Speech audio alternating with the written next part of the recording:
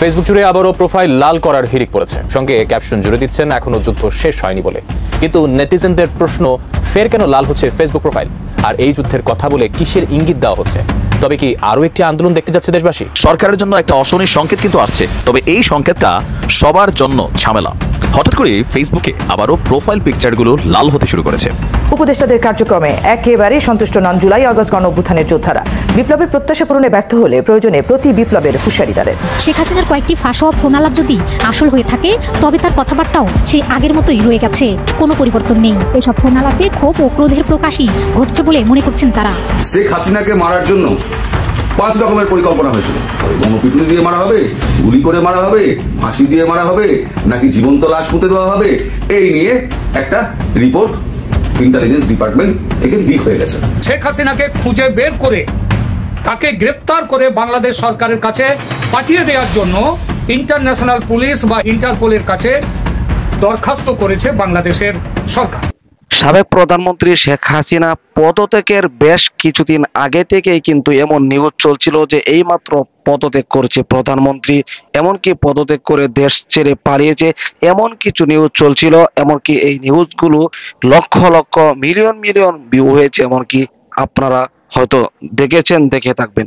এমন একটি পরিস্থিতি তখন কিন্তু কাল্পনিক ছিল সাবেক প্রধানমন্ত্রী শেখ হাসিনার পদত্যাগ। অনেকে জানতো যে পদত্যাগ করেনি, এই বিষয়গুলো এখনো সঠিক না, কিন্তু এরপরেও কিন্তু মানুষ অপেক্ষায় ছিল কবে পদত্যাগ করবে, যার কারণে সে সমস্ত নিউজগুলো কিন্তু আপনারা দেখেছিলেন বারবার। এমন একটি সিচুয়েশন তৈরি হয়েছে বর্তমান অন্তর্বর্তীকালীন সরকারের ক্ষেত্রে, যেখানে ডক্টর মোহাম্মদ ইউনূস পদত্যাগ করছে, এইমাত্র পদত্যাগ করে পালাচ্ছে, এমন একটি পরিস্থিতি কিন্তু দেশে শুরু হয়েছে। আর এই সমস্ত বিষয়গুলো কিন্তু আপনারা বারবার দেখছেন, কারণ অপেক্ষায় আছেন সাবেক প্রধানমন্ত্রী শেখ হাসিনার মতো কবে পদত্যাগ করবে ডক্টর মোহাম্মদ ইউনূস। প্রিয় দর্শক, এই জন্য এই ভিডিওতে আপনাদেরকে ডক্টর মোহাম্মদ ইউনূসের পদত্যাগ সম্পর্কে গুরুত্বপূর্ণ কিছু আপডেট তুলে ধরবো এই ভিডিওতে, যা দেখলে আপনি হতবাক হয়ে যাবেন। এই বিষয়টি কতটুকু, প্রিয় দর্শক, বিস্তারিত থাকবে। ভিডিওর শিরোনাম শুরু থেকে দেখেছেন, বিস্তারিত জানতে হলে অবশ্যই ভিডিওটি স্কিপ না করে শেষ পর্যন্ত দেখতে হবে। তাই আপনাদের কাছে রিকোয়েস্ট করবো, ভিডিওটি স্কিপ না করে সম্পূর্ণ ভিডিওটি ধৈর্য সহকারে দেখবেন। আর এইটি রিকোয়েস্ট করি, আপনি যদি আমাদের এই চ্যানেলটিতে নতুন দর্শক হয়ে থাকেন, অবশ্যই চ্যানেলটিকে সাবস্ক্রাইব করে পাশে থাকা বেল বাটনটি অন করে দিবেন। প্রিয় দর্শক, কথা না বাড়িয়ে ভিডিওতে একটি লাইক দিয়ে দেখতে থাকুন সম্পূর্ণ ভিডিওটি। প্রিয় দর্শক শ্রোতা, আজকের আলোচনার টপিক ছাত্র সমন্বয়ক অর্থাৎ এই 24-এর বিপ্লবীদের জন্য কি ফাঁসির দড়ি রেডি? কেন বলছি, চলুন এভিডেন্স সহকারে দেখা যাক। ছাত্র সমন্বয়ক হাসনাত আব্দুল্লাহ কিছুক্ষণ পূর্বে তার ফেসবুক আইডিতে একটি পোস্ট দিয়েছেন, লিখেছেন রাজনীতিবিদরা হাতে হাত মিলাচ্ছে আর বিপ্লবীদের ফাঁসির দড়ি এগিয়ে আসছে। এছাড়াও কিছুদিন পূর্বে হাসনাত আব্দুল্লাহ আরেকটি বক্তব্য দিয়েছিল, সেখানে বলেছিল আওয়ামী লীগ আবার ক্ষমতায় আসলে প্রথম টার্গেট হবে বৈষম্য বিরোধী ছাত্র সমাজ। এরপরেই তিনি আজকে এই পোস্টটি দিলেন। এর দ্বারা কি মনে হচ্ছে, কেন তিনি এই ধরনের পোস্ট এবং বক্তৃতা দিয়ে যাচ্ছেন? তার মানে এই ছাত্র সমন্বয়করা কি খুব দ্রুতই কোনো অনাকাঙ্ক্ষিত ঘটনার পূর্বাভাস পেয়েছেন? কোনো অনাকাঙ্ক্ষিত ঘটনা ঘটতে যাচ্ছে এমন কিছু, বা 24-এর বিপ্লব কি ব্যর্থ হতে যাচ্ছে? আসুন এই পোস্টটি নিয়ে একটু বিশ্লেষণ করি। বলেছে রাজনীতিবিদরা হাত মিলাচ্ছে, এর দ্বারা কি বোঝানো হচ্ছে? আমার মনে হচ্ছে যেটি বোঝানো হচ্ছে তা হলো বিএনপি আওয়ামী লীগকে শেল্টার দিচ্ছে। কারণ বিএনপির বর্তমান অ্যাক্টিভিটিস দেখে যা মনে হচ্ছে, আওয়ামী লীগ এখানে পুনর্বাসিত হলো কিনা, আওয়ামী লীগ রাজপথে আসলো কিনা, আওয়ামী লীগ এখানে নির্বাচন করলো কিনা, এই নিয়ে বিএনপির কোনো হেডেক নেই, কোনো মাথা ব্যথা নেই। বিএনপির বর্তমান যত হেডেক সব হলো এই বৈষম্য বিরোধী ছাত্র আন্দোলন, এদেরকে হটাও, বৈষম্য বিরোধীদেরকে হটাও, এটি হলো বিএনপির এখন মূল লক্ষ্য বলে মনে হচ্ছে। কেন বলছি, আসুন ঘটনাটি ধারাবাহিকভাবে বর্ণনা করি। বিপ্লবের পরে এই বৈষম্য বিরোধী ছাত্র আন্দোলনের পক্ষ থেকে নতুন করে 5টি দফা দাবি করা হয় এই অন্তর্বর্তীকালীন সরকারের কাছে। তার মধ্যে একটি ছিল ছাত্রলীগকে নিষিদ্ধ করতে হবে, এবং সরকার সেটি তড়িঘড়ি করে কার্যকর করে দেয়। এরপর থেকেই দেখা গেল বিএনপির অবস্থান, বিএনপি বিভিন্নভাবে এটিতে খুব খুশি হয়েছে বলে মনে হয়নি। এরপরে ওই 5 দফার আরেকটি দফা আসলো, সেটি হলো রাষ্ট্রপতি অপসারণ। আর এই রাষ্ট্রপতি অপসারণ ইস্যুটি যখন সামনে আসে, তখন বিএনপি তাদের শক্তির যোগানটি রাজপথে, তাদের ক্ষমতার মানে এবিলিটি রাজপথে দেখানো শুরু করলো। এক কথায় বৈষম্য বিরোধী ছাত্র আন্দোলনের বিরুদ্ধে তারা অবস্থান নিল এবং তারা স্ট্রেট ফরওয়ার্ড বলে দিল যে এই মুহূর্তে রাষ্ট্রপতি অপসারণ করা যাবে না, এবং বৈষম্য বিরোধী ছাত্র আন্দোলন সাময়িক সময়ের জন্য হলেও বিএনপির বাধার মুখে পড়ে তারা এই দাবি থেকে পিছু হটতে বাধ্য হয়েছে। এরপরে এই 5 দফার আরেকটি দাবি ছিল যে সংবিধান সংশোধন করা বা পুনর্লিখন করা। এই দাবিটির ক্ষেত্রেও বিএনপি ঘোর বিরোধিতা করেছে এবং তারা বলেছে যে সংবিধান সংশোধন বা পুনর্লিখনের কাজ অন্তর্বর্তীকালীন সরকারের না, বরং সংবিধান সংশোধন করা লাগুক, সংস্কার করা লাগুক, পুনর্লিখন করা লাগুক, সেটি নির্বাচিত সরকার করবে। তাদের দাবি অন্তর্বর্তীকালীন সরকারের কাজ হলো দ্রুত নির্বাচন সংক্রান্ত যতটুকু সংস্কার করা দরকার তাই করে তারা দ্রুত একটি নির্বাচন দেখ এবং নির্বাচনী সরকার ক্ষমতায় আসুক, পার্লামেন্ট গঠিত হোক, তারপরে সংবিধানকে কি করা লাগবে সেটি তারা করবে। এরপরে আরেকটি দাবি আসলো এই রাষ্ট্র সংস্কারের সামগ্রিক বিষয় নিয়ে। সেখানে বিএনপি ডিরেক্টলি বলে দিল যে সংস্কার করার আপনারা কে বা সংবিধান সংস্কার করার আপনারা কে, এগুলো মানে নির্বাচিত সরকার করবে। আপনারা দ্রুত নির্বাচন দিন, রাষ্ট্রের সংস্কার যা করার ক্ষমতায় গিয়ে আমরা করব, বা যারা নির্বাচিত হবে তারা করবে।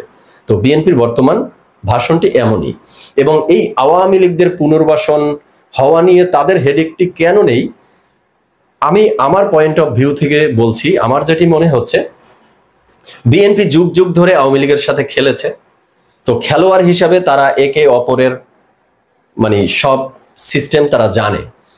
তাই বিগত 15 বছর বল ছিল আওয়ামী লীগের কোর্টে, যার কারণে বিএনপি নিষ্পেষিত হয়েছে, নির্যাতিত হয়েছে।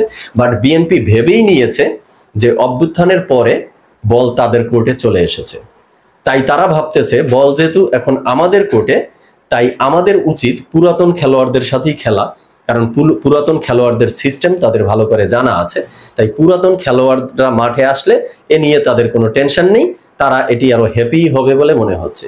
বাট তাদের শঙ্কা বা তাদের ভয় বা তাদের মানে টার্গেটের পয়েন্ট হলো যে তারা নতুন প্লেয়ারদের সাথে খেলতে চাচ্ছে না বলে মনে হচ্ছে। সেটি হলো এই ছাত্র সমন্বয়করা বা নতুন কেউ এই মাঠে আসুক বল খেলতে, সেটি বিএনপি চাচ্ছে না বলে তাদের এই টোটাল অ্যাক্টিভিটিসে মনে হচ্ছে। কারণ এই বৈষম্য বিরোধী ছাত্র আন্দোলন এই মুহূর্তে রাষ্ট্রের স্বার্থে হোক, জনগণের স্বার্থে হোক, 24-এর বিপ্লবের স্বার্থে হোক, যেই দাবি করুক না কেন, বিএনপি আগ পাস না ভেবে চোখ বন্ধ করে ডিরেক্ট তার বিরোধিতা করে যাচ্ছে।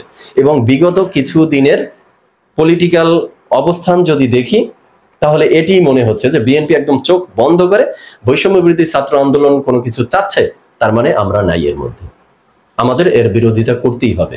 বিষয়টি এখানে এসে দাঁড়াচ্ছে। আর আমার মনে হয় হাসনাত আব্দুল্লাহর এই পোস্টে রাজনীতিবিদরা হাত মিলাচ্ছে বলতে এটিই বোঝানো হয়েছে। এছাড়া আরো একটি পয়েন্ট আসতে পারে, সেটি হলো এই যে অন্তর্বর্তীকালীন সরকার, তারাও হঠাৎ করে বৈষম্য বিরোধী ছাত্র আন্দোলনের সাথে বিট্রয় করা শুরু করেছে বলে মনে হচ্ছে। সে বিষয়টি নিয়ে আলোচনা করব। তো এই অন্তর্বর্তীকালীন সরকারও তার উপদেষ্টা মণ্ডলীর ভিতরে এই বিগত ফ্যাসিস্ট আওয়ামী সরকারের এই ফ্যাসিস্টের দোসরদেরকে স্থান দিচ্ছে। স্থান দিয়ে এই অন্তর্বর্তীকালীন সরকারও তার বাহুবলকে মনে হয় আরো শক্তিশালী করতে চাচ্ছে মনে হচ্ছে। সেটিও বোঝানো হতে পারে যে রাজনীতিবিদরা হাত মিলাচ্ছে। আর বলা হচ্ছে বিপ্লবীদের ফাঁসির দড়ি এগিয়ে আসছে। এটি তো স্বাভাবিক যে সামগ্রিকভাবে যখন একটি যুদ্ধে অবতীর্ণ হয় বা একটি অভ্যুত্থান ঘটে, তখন সামগ্রিক শক্তি দিয়ে যেই পরাশক্তিকে বা যেই ফ্যাসিস্ট শক্তিকে পরাজিত করা হয়, এরপরে নিজেদের মধ্যেই যদি আন্তঃকন্দল তৈরি হয়ে যায়, তখন সেই পরাজিত শক্তি তো আবার মাথা চাড়া দিয়ে উঠবে। আর যদি উঠে, সেক্ষেত্রে তো বিপ্লবীদের জন্য ফাঁসির দড়ি রেডি থাকবে। এটি যুগ যুগের হিস্ট্রিতে বলে, ইতিহাস তো এটিই বলে। এরপরে আসি, হাসনাত আব্দুল্লাহ আরেকটি পোস্ট দিয়েছে, সেখানে লিখেছে বশির ফারুকীকে উপদেষ্টা করার প্রতিবাদ সভা থেকে গ্রেফতার করার ঘটনা চরম লেভেলের ফাইজলামি, এগুলো ভণ্ডামি, আপনারা হাসিনা হয়ে ওঠার চেষ্টা কইরেন না। এটি একটি পয়েন্ট। হাসিনারই থোড়াই কেয়ার করছি, উৎখাত করছি, আপনারা কোন হনু হয়েছেন। এখানে বলা হয়েছে আপনারা হাসিনা হয়ে ওঠার চেষ্টা কইরেন না। এটি কাকে বলা হয়েছে? অবশ্যই এই অন্তর্বর্তীকালীন সরকারকে বলা হয়েছে, কারণ নতুন 3 জন উপদেষ্টা নিয়োগ করা হয়েছে। ছাত্র সমন্বয়কদের দাবি হলো যে তাদের সাথে এটি নিয়ে কোনো ধরনের পরামর্শ এই সরকার করেনি বা তাদেরকে জানানোরই প্রয়োজন মনে করেনি। আর এই তিনজনের মধ্যে দুজন হলো এই ছাত্র সমন্বয়কদের দাবি অনুযায়ী এরা হলো ফ্যাসিস্টের দোসর, আর তাদেরকে এই উপদেষ্টা মণ্ডলীতে ইনক্লুড করে নিয়েছে এই অন্তর্বর্তীকালীন সরকার। আর তাদের বিরুদ্ধেই যখন প্রতিবাদ সভা করতে গেছে তখন সেখান থেকে আবার গ্রেফতারও হয়েছে, যদিও ঢাকার মধ্যে গ্রেফতার হয়নি, গ্রেফতারটি হয়েছে ঢাকার বাহিরে, সেটি দেখবো কোথায় হয়েছে। তো এজন্য বলা হয়েছে আপনারা হাসিনা হয়ে ওঠার চেষ্টা করেন না, এই হুমকিটি দেওয়া হয়েছে মূলত অন্তর্বর্তীকালীন সরকারকে। সেটি অন্তর্বর্তীকালীন সরকারের ফুল বডিকেও হতে পারে বা অন্তর্বর্তীকালীন সরকারের ভিতরে এই বৈষম্য বিরোধী ছাত্র আন্দোলনেরও একটি টিম রয়েছে। তো সেই সরকারের ভিতরে তাদের যে একটি টিম রয়েছে সেই টিম আর বাহিরের টিম, এদের ভিতরে কোনো অন্তকন্দল চলছে কিনা সেটিও জানা ক্লিয়ার না, সেটিও হতে পারে বিষয়টি। এরপরে আসছি যে এই যে দুজন উপদেষ্টাকে যখন এই নিয়োগ দিচ্ছে, এই নিয়োগকে কেন্দ্র করে ঢাকায় বৈষম্য বিরোধী ছাত্র আন্দোলন প্রতিবাদ সমাবেশ করেছে, পাশাপাশি বিভিন্ন জায়গায় বিভিন্ন জেলায় হয়েছে। তো চট্টগ্রামে যে ঘটনাটি ঘটেছে সেখানে 5 জনকে পুলিশ আটক করে নিয়ে গেছে। আর এটি কি হাসনাত আব্দুল্লাহ বলেছিল যে এটি হলো চরম লেভেলের একটি ফাইজলামি এবং ভণ্ডামি। এখন আসি, এই যে বললাম যে অন্তর্বর্তীকালীন সরকারও বর্তমানে বৈষম্য বিরোধী ছাত্র আন্দোলনকে অ্যাভয়েড করছে বলে মনে হচ্ছে, তারাও কোনো অদৃশ্য শক্তিতে নিজেদেরকে শক্তিমান করতে চাচ্ছে এমন কিছু মনে হচ্ছে। আর তারা নতুন করে একটি অধ্যাদেশ জারি করতে যাচ্ছে, যেই অধ্যাদেশের ভিতরে অনেকগুলো পয়েন্টের মধ্যে একটি পয়েন্ট ছিল যার ঘোর বিরোধিতা আমি করেছি। সেটি হলো যে তারা ইন ফিউচারে যত সিদ্ধান্ত নিবে, এই সরকার যত কার্যাবলী করবে সবগুলোর তারা আগাম বৈধতা চাচ্ছে, যাতে হাইকোর্ট সুপ্রিম কোর্ট কোনো আদালত যাতে তাদের এই কার্যাবলীর উপরে বৈধতা অবৈধতা চ্যালেঞ্জ নিয়ে কোনো মামলার প্রসিডিউরে যেতে না পারে, তাই তারা আগাম বৈধতা চাচ্ছে বা আইনি বৈধতা চাচ্ছে।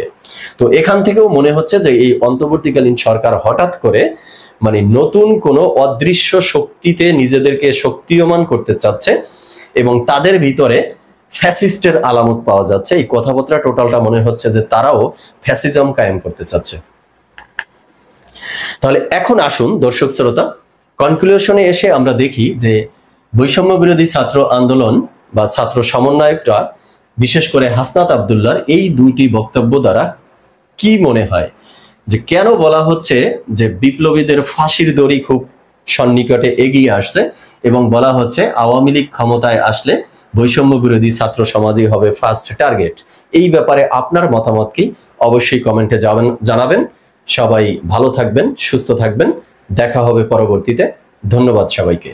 প্রিয় দর্শক, আশা করি সম্পূর্ণ ভিডিওটি দেখলেন। ভিডিও দেখে অবশ্যই বুঝতে পেরেছেন সাবেক প্রধানমন্ত্রী শেখ হাসিনার পদত্যাগের পর মানুষ যেভাবে আনন্দ উল্লাস করেছে, সেই আনন্দ উল্লাস বেশি দিন না টিকলেও নতুন করে শুরু হয়েছে অন্তর্বর্তীকালীন সরকারের পদত্যাগ নিয়ে প্রশ্ন। এমনকি অনেক মানুষ অপেক্ষায় আছে কবে পদত্যাগ করবে, কারণ মানুষের মুখে একটাই আলোচনা সমালোচনা, বর্তমান উপদেষ্টারা দেশের কোনো উন্নতি করতে পারেনি, দেশের ক্ষতি হচ্ছে, দ্রব্যমূল্যের ঊর্ধ্বগতি থেকে শুরু করে সর্বক্ষেত্রে দেশের ক্ষতি হচ্ছে, এমনকি জনসাধারণ অনেক ভোগান্তিতে আছে, এমন প্রশ্ন মানুষ করছে। প্রিয় দর্শক, অপরদিকে সাবেক প্রধানমন্ত্রী শেখ হাসিনা বাংলাদেশে আসার জন্য সবকিছু গোছানো শুরু হয়ে গিয়েছে।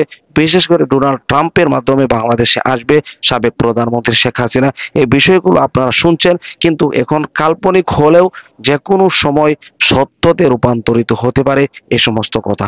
অবশ্যই প্রিয় দর্শক, আশা করি ভিডিওর মূল বিষয়টি বুঝতে পেরেছেন। প্রিয় দর্শক, এই ভিডিও সম্পর্কে আপনারও কোনো ব্যক্তিগত মতামত থাকলে আপনার ব্যক্তিগত মতামতগুলো কমেন্ট বক্সে জানিয়ে দিবেন, এমনকি এই ভিডিওটি শেয়ার করে সকলের মাঝে ছড়িয়ে দিবেন। প্রিয় দর্শক, আজকের মতো এখানে শেষ করছি। ভালো থাকুন, সুস্থ থাকুন, আবারও দেখা হচ্ছে পরবর্তী ভিডিওতে।